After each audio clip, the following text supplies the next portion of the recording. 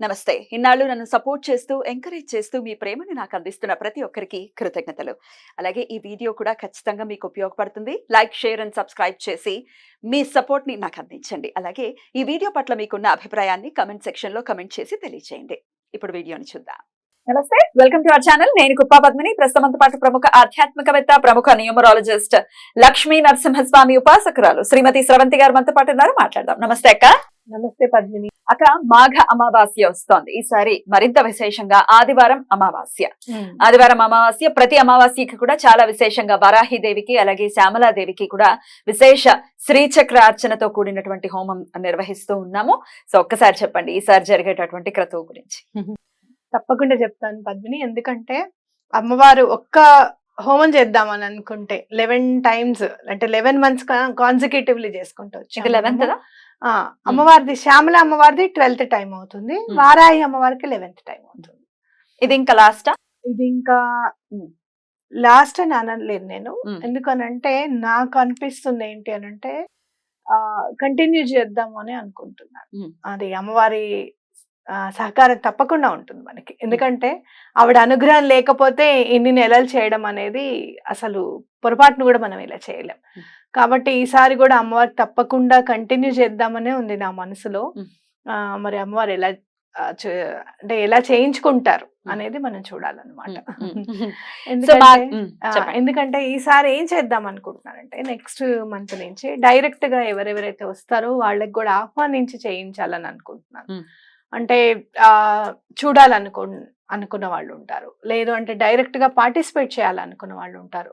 హోమంలోను పూజలోను వస్తే వాళ్ళకు కూడా అర్థమవుతుంది కదా అమ్మవారు తీవ్ర దేవత లేకపోతే సాత్విక దేవత అనేది. వచ్చిన వాళ్ళకు కూడా అర్థమవుతుంది. మన క్రతువు అనేది కూడా చూస్తారు కదా అనేది నా అభిప్రాయం అన్నమాట. ఏదో ఎవరికో భయపడి మనం ఆపేసినట్టు అవుతుందా అనేది ఒక క్వశ్చన్ మార్క్. ఇప్పుడు ఇదే లాస్ట్ అన్నాం అనుకోండి, అదిగో మేము చెప్పాం ఇంకా ఆపేసారు చూడండి అనుకుంటారేమో అని చెప్పి ఎవరికి భయపడాలి అది అందుకని నాకేమనిపించింది అని అంటే వారాహి అమ్మవారికి కానీ శ్యామల అమ్మవారికి కానీ చేసినప్పుడు చాలా మందికి చాలా పనులు అయ్యాయి. మనకి క్లయింట్స్ వాళ్ళకి కూడా చాలా మందికి పనులు అయ్యాయి. కాబట్టి అలా కంటిన్యూ చేద్దామని అనుకుంటున్నాను. అమ్మవారు తప్పకుండా అనుగ్రహిస్తారు అన్న నమ్మకం కూడా నాకుంది. కాకపోతే కార్యాచరణ ఎలా ఉంటుంది, ఎలా చేయాలి అనే దాని మీద ఇంకొంచెం వర్కౌట్ చేసుకోవాలన్నమాట. ఎందుకంటే ఈసారి ఏదన్నా కూడా చేస్తే కూడా అలానే ఒక 11 నెలలు చేయాలనే సంకల్పంతోనే చెయ్యాలి అని. అది ఎలా చెయ్యాలి అనేది కొంచెం కూర్చొని మాట్లాడుకోవాలి మనం. మాట్లాడుకున్న తర్వాత చేద్దామని. పీఠంలోనే జరుగుతుందా? ఆ పీఠంలోనే జరుగుతుంది. ఈసారి అంటే ఇప్పుడు మాఘ అమావాస్యతో అయిపోయిన తర్వాత నెక్స్ట్ మనం మళ్ళీ పాల్గొన మాసంకి వెళ్ళిపోతాం కదా. పాల్గొన మాసంలో మనం ఎవరినైనా డైరెక్ట్ గా పిలవాలా ఏంటి అనేది ప్రత్యేకంగా ఆలోచించుకొని చేయాలన్నమాట. దసరా నవరాత్రుల్లో అయితే విశేషంగా చేశాం. అలాగే ఎవరైతే వస్తారో చక్కగా వచ్చి చూసి మన స్కందగిరి ఆలయంలో జరిగింది చాలా విశేషంగా. సో అట్లాగే ఎవరైనా రావాలి, ఇంకా డైరెక్ట్ గా హోమంలో పార్టిసిపేట్ చేయటం కానీ లేకపోతే శ్రీచక్ర అర్చనతో మనము అక్కడ శ్రీ విద్య దీంతో చేస్తారు కదా, శ్రీ విద్య స్టైల్. అవునవునవును. శ్రీ విద్యోపాసనలో ఎలా అయితే చెప్పారో అమ్మవారిని ఎలా ఉపాసించాలి అని చెప్పారో అలానే మనం ఉపాసన చేస్తాం అమ్మవారిని. అలాగే అమ్మవారికి మూల మంత్రంతోనూ సహస్రనామాలతోనూ అమ్మవారికి హోమం నిర్వహించుకుంటాం. అది రైట్ అక్క. అయితే ఈసారి మాఘ అమావాస్య అంటే ఆదివారం వస్తోంది. మాఘ ఆదివారం చాలా చాలా విశేషము. ఆ ఆదివారం అమావాస్య. ఆదివారం అమావాస్య అంటేనే అత్యంత పుణ్య తిథి. ఖచ్చితంగా రకరకాలు అంటే చీకటి ఉంటుంది కాబట్టి భయపడేటటువంటి పరిస్థితి ఉంటుంది. తమిళనాట చూసుకుంటే చాలా అసలు పవర్ఫుల్ డేగా నేను వింటూ ఉంటాయి కదా. మంచి అంటే స్టార్ట్స్ ఏమైనా చేయాలంటే అమావాస్య రోజు స్టార్ట్ చేస్తారు. తిథుల్లో మంచి చెడ్డ ఏమిటి తిథులకు ఆపాదించాల్సిన అవసరం లేదు. మంచిని చెడని ఎండ్ ఆఫ్ ది డే మళ్ళీ ఒక న్యూ బిగినింగ్ అమావాస్య నుంచి స్టార్ట్ అవుతుందని ఎన్నో సార్లు మీరు కూడా చెప్పి ఉన్నారు. సో వారాహిదేవికి ఎప్పుడు అలాగే శ్యామలాదేవికి ఎప్పుడు జరుగుతుంది ఆ రోజు? మనకి పొద్దున్న పూట శ్యామలమ్మకి చేసుకుంటాము 11ంటికి, సాయంత్రం 7ంటికి అమ్మవారికి వారాహి అమ్మవారికి చేసుకుంటాం అనమాట. ఇప్పుడు మనం అలానే చేస్తాము. ఈసారి కూడా అలానే చేసుకుంటాం. అయితే ఆదివారం నాడు వచ్చింది కాబట్టి మనము సూర్యనారాయణ స్వామికి కూడా మనం ఏదైనా సమర్పించుకుందాం ఆ రోజు అని అనుకుంటున్నాము. మ్మ్. టైం గనక మనకి ఇస్తే గనక, టైం ఏమన్నా ఉంటే గనక సూర్యారాధన కూడా ఆ రోజు తప్పకుండా ఉంటుంది విశేషంగా అని చెప్పి చెప్పుకోవచ్చు. మీ ఇంట్లో ఆల్రెడీ జరుగుతోంది సూర్యారాధన ప్రతి మాఘ ఆదివారాలు కదా? ప్రతి మాఘ ఆదివారం. మ్మ్. అది నిజంగా చెప్పాలంటే విశ్వనాథ్ గారికి చాలా థ్యాంక్స్ చెప్పాలి. ఎందుకంటే మనకు ఆ ఆలోచన రావడానికి అరుణ పారాయణం చేయించండి నెలకొకసారి అని మనం అనుకున్నప్పుడు, అసలు మాఘమాసం 4 ఆదివారాలు చేయించుకుంటే చాలా మంచిది అని అనుకోవడం, అలానే ప్రతి వారం చక్కగా ఎటువంటి ఆటంకం లేకుండా ఇంట్లో వాళ్ళు కూడా నాకు చాలా సహకరిస్తారు. పద్మిని, నేను ఎలా చెప్తే ఇలా చేసుకుందాం అనుకుంటున్నాం అంటే సరే నీ ఇష్టం అని అంటారు. అలానే ఆదివారం అరుణ పారాయణం చేసినప్పటి నుంచి ఆదివారాలు చాలా ఫాస్ట్ గా వస్తున్నాడు అనిపిస్తుంది నాకైతే. చాలా బాగుంటుంది అరుణం చేస్తూ ఉంటే. అవును. స్వామికి ఆ 12 నమస్కారాలు చేస్తూ చక్కగా మహాసౌరం కూడా చేస్తున్నట్టున్నారు. అరుణం మహాసౌరం త్రిచతో కూడినటువంటి నమస్కారం. అవును, నమస్కారం చేస్తున్నారు. అయితే నేను చూసింది ఏంటి అని అంటే, చేసినప్పటి నుంచి అదిత్రి ఉంది కదా, కొంచెం అన్నం తినడానికి చాలా మారం చేసేది, తినేది కాదు. ఆ తినకపోయేసరికి దానికి విసుగు, ఆ చదువు అంత ఎక్కువ అని. కానీ అరుణ పారాయణం చేసినప్పటి నుంచి అమ్మ నాకు ఇది కావాలి, నేను ఇది తింటాను అని చెప్తోంది. చూస్తోంది అక్కడ, చూస్తోంది, దండం పెట్టుకుంటుంది, చూస్తుంది. చాలా డిఫరెన్స్ కనపడింది నాకు దాంట్లో. ఎందుకు అంటే రవి నక్షత్రం కదా, కనెక్ట్ అలానే ఉంటుంది. కనెక్ట్ అలానే ఉంటుంది, చాలా డిఫరెన్స్ కనపడింది కాబట్టి యూనివర్స్ అంటే సూర్య భగవానుడు కూడా తొందరగా మనం అనుకున్నది ప్రసాదిస్తారు అని చెప్పడానికి ఇది ఒక తార్కాణంగా మనం చెప్పుకోవచ్చు అన్నమాట. ఎవరైనా అరుణ పారాయణం ఎలా చేసుకోవాలి ఏంటి అనేది తెలుసుకోవాలి అనుకుంటే గనక, అసలు నెక్స్ట్ సండే, ఈ సండే మనం బిజీగా ఉన్నాము కదా, అరుణ పారాయణం ఇంట్లో జరుగుతుంటుంది, మనమేమో రేపు సిద్ధమంగళ స్తోత్రం సేవలో ఉన్నాం కదా రేపు. కాబట్టి ఈసారి అరుణ పారాయణం చేసేటప్పుడు, నేను నెక్స్ట్ మంత్ చేయించేటప్పుడు తప్పకుండా వీక్షకులకి లైవ్ పెట్టిద్దాం అనేది తప్పకుండా ఉందన్నమాట, ఆలోచన ఉంది. తప్పకుండా అరుణం చేయించుకోవటం అది ఋతుకల ద్వారా చేయించుకునేటటువంటి పరిస్థితి ఉంటుంది. కానీ ఖచ్చితంగా ఆరోగ్య ప్రదాత సూర్యనారాయణమూర్తి మనందరికీ తెలిసిందే. అయితే ఈ ప్రత్యేకించి అమావాస్య రోజు కూడా వరాహిదేవికి శ్యామలాదేవితో పాటు సూర్యనారాయణమూర్తి కూడా ఆరాధన. అలాగే ఎలాంటి బాధల నుంచి బయటపడటం కోసం ఈ వరాహిదేవిని కానీ శ్యామలాదేవిని కానీ కొలవచ్చక్క? పిల్లలు చదువుకోవాలి అని అంటే, మేధా సంపత్తి బాగుండాలి అనుకుంటే, ఆటిజం నుంచి ఎట్లాంటి విముక్తిని కూడా చెప్పచ్చు అమ్మవారు తలుచుకుంటే ఎంతసేపు. అలానే ఎంతో కొద్దో గొప్ప వాళ్ళు నేర్చుకోవాలి. వాళ్ళు పిల్లలు, ఆటిజంలో ఉన్న పిల్లలు ఏంటంటే అరుస్తూ ఉంటారు, లేకపోతే ఒక చోట కూర్చోరు, కొడుతూ ఉంటారు. ఇలాంటివన్నీ కూడా తగ్గాలి అని అనుకుంటే గనక, అలాగే మనం అంటే ఒక ఆర్ట్ అనేది రావాలి పిల్లలకి. చదువుకుంటున్నారు, సంగీతం నేర్చుకుంటున్నారు, 2 ప్యారలల్ గా కుదరడం లేదు, లాస్ట్ మినిట్ లో ఏదో టైం వల్ల ఆగిపోయింది కొంతమందిది. అలాంటి వాళ్ళది కంటిన్యూ అవ్వాలనుకుంటే గనక, అలానే పెద్ద పెద్ద వాళ్ళు ఉన్నారు, మాకు ఛాన్సెస్ రావడం లేదండి, మేము చాలా కష్టపడుతున్నాం అనుకునే వాళ్ళు, ఇలాంటి వాళ్ళందరూ పొలిటికల్, ఆ జాబ్ కి సంబంధించిన ఇలాంటి ఏ ప్రాబ్లమ్స్ ఉన్నా కూడా మనం శ్యామల అమ్మవారిని దండం పెట్టుకోవచ్చు అనమాట, ఆవిడని కొలవచ్చు.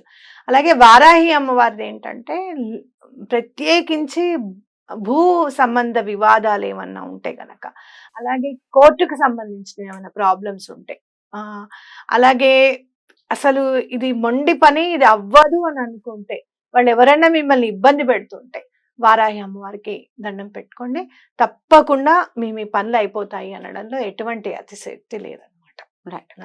సో 3 క్రతువులు జరుగుతున్నాయి, అటు సూర్యనారాయణమూర్తికి, వరాహిదేవికి, శ్యామలాదేవికి. సో చక్కగా గోత్రనామాలు పంపించుకోదలుచుకున్న వాళ్ళు ఎలా కాంటాక్ట్ చేయొచ్చు?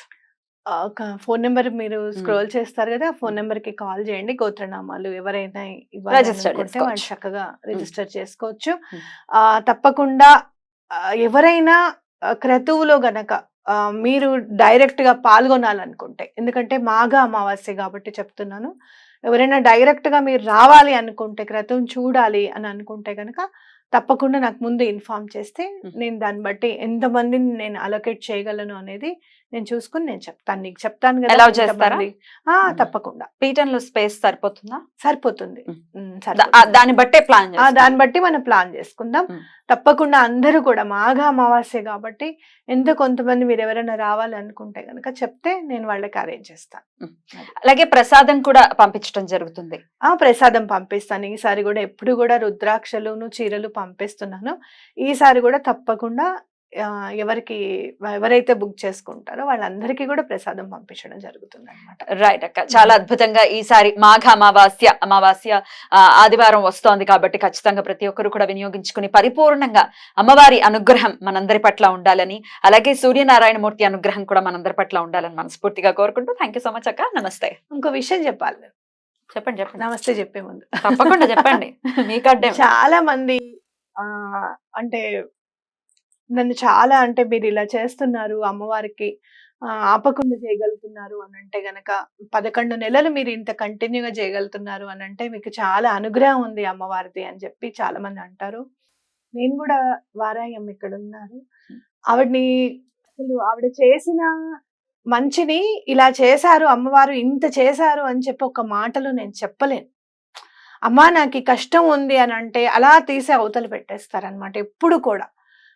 అలాంటిది అమ్మవారిని తీవ్ర దేవత అని అంటే నాకు చాలా బాధ అనిపిస్తుంది. అంటే ఎవరైనా మీ అమ్మకి చాలా కోపము, మీ మమ్మీతో చాలా భయంగా ఉంటుంది నాకు మాట్లాడాలి అని అన్నారు అనుకోండి, నిజంగా ఆవిడ కోపిస్ట్ అయినా కూడా ఆ బిడ్డకి బాధ అనిపిస్తుంది. అసలు వారాహి అమ్మవారి విషయంలో మీరు ఎవరు కూడా ఆవిడ తీవ్ర దేవత అని మాత్రం ఎటువంటి పరిస్థితుల్లోనూ అనుకోకండి, అది మహా పాపం అనుకుంటే గనక.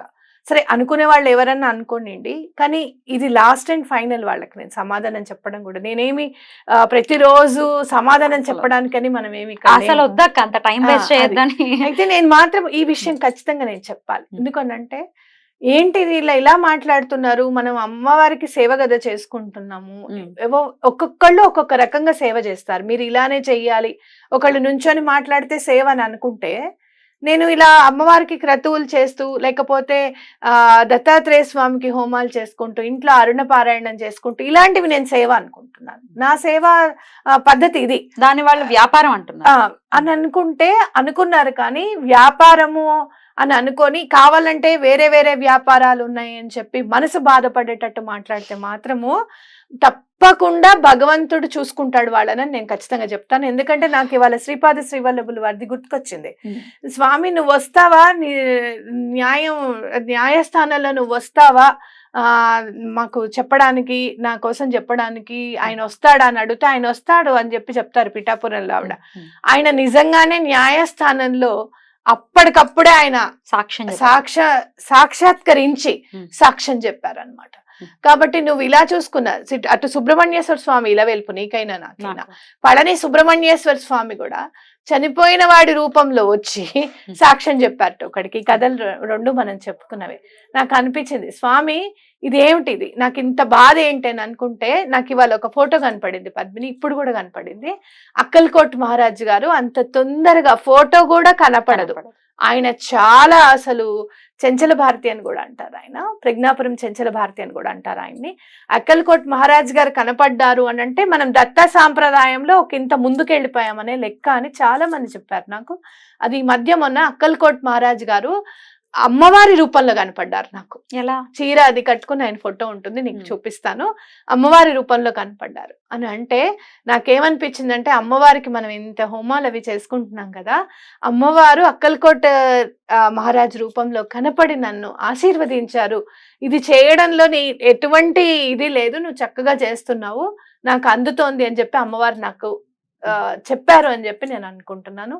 కాబట్టి మీకు ఇంతకంటే వేరే సమాధానం నేను చెప్పాల్సింది ఏమీ లేదు.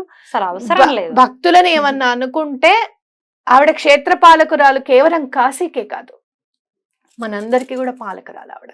ఆవిడ పూజ నేను చేస్తున్నా, అనవసరంగా ఏమన్నా అంటే కనుక అమ్మవారు చూసుకుంటుందని గట్టి నమ్మకం నాకుంది. ఇప్పటి వరకు నేను అమ్మవారికి అప్పచెప్పదలుచుకోలేదు. సర్లే ఏదో మాట్లాడుతున్నారు ఎందుకులే, ఆవిడ ఎందుకులే మనం చేయడం అన్నట్టుగా నేను ఇప్పటి వరకు నేను అనలేదు. కానీ ఎవరైనా కానీ మనసు బాధపడేటట్టు మాట్లాడద్దు ఎవరిది కూడా. అలా మాట్లాడితే మాత్రం తప్పకుండా శ్రీపాద శ్రీవల్లభులే చూసుకుంటారు అనడంలో ఎటువంటి, నాకు మాత్రం ఇంత చిన్న డౌట్ కూడా లేదు. అంత ఉందా నీకు అని అంటే ఎస్ అంత ఉందనే చెప్తాను. శ్రీపాద శ్రీవల్లభులు వారే చూసుకుంటారని ఖచ్చితంగా చెప్తాను.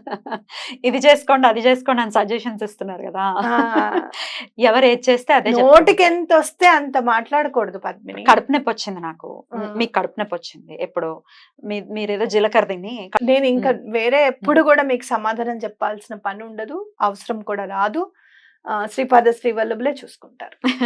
రైట్ అక్క, thank you so very much. నమస్తే. నమస్తే.